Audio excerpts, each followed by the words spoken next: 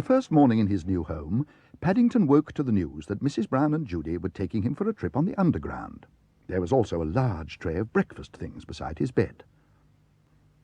So much seemed to be happening at once, he had a job deciding what to do first. So he started on the bacon. "Hurry up," called Judy. "We're going shopping and it's nearly time to leave." "Coming," cried Paddington.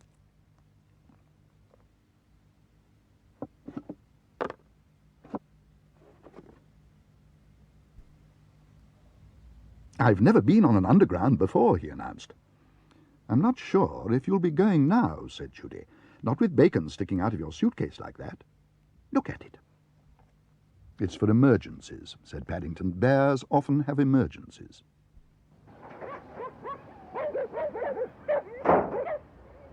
"In fact, I think I've got one coming on now." "It's very strange," said Mrs. Brown. "I've never heard so many dogs. Perhaps it's the fine weather bringing them out."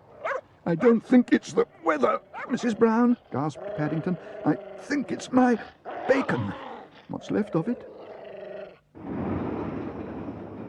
After the excitement of Windsor Gardens, Paddington found the Underground much more to his liking, and he hurried on ahead of the others. Everything seemed to have been thought of. There was a moving staircase, pictures on the wall. There was even a sign with his name on, showing which way to go.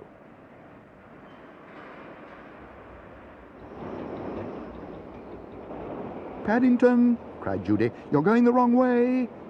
But it was too late. By the time he'd realized his mistake, Paddington was at the top of the stairs again. "Here," said the ticket collector. "What's all this? You haven't been anywhere yet." "I think I must have made a mistake at the bottom," said Paddington. "Bert," called the collector, "there's a young bear here smelling of bacon.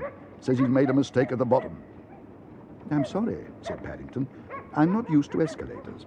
We don't have any in Darkest Peru." "Darkest Peru?"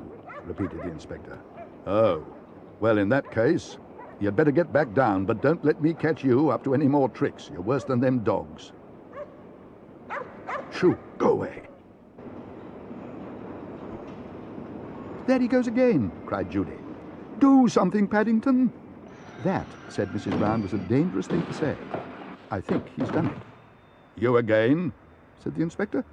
"I'll have you know escalators is for the convenience of passengers, not for the likes of young bears to play on." "It doesn't seem very convenient to me," said Paddington. "I've been here ages and I haven't got anywhere yet." "We're supposed to be going shopping," said Mrs. Brown. "That's as may be," said the inspector sternly, "but pressing the escalator stop button without a very good reason is against the rules. Persons are expected to abide by the rules." "Did you say persons?" asked Judy. "That's right, and I've got my job to do. It's bad enough being pestered by dogs." "Well, Paddington's not a person," said Judy. "He's a bear. Isn't that lucky?" Said the inspector. Well, don't let it happen again." "I think you're a very kind inspector," said Judy. "Don't you, Paddington?" "Very," agreed Paddington. "In fact," he announced, "I shall always travel from here in future. It's a very good station if you don't want to go anywhere, especially if you have an emergency on the way."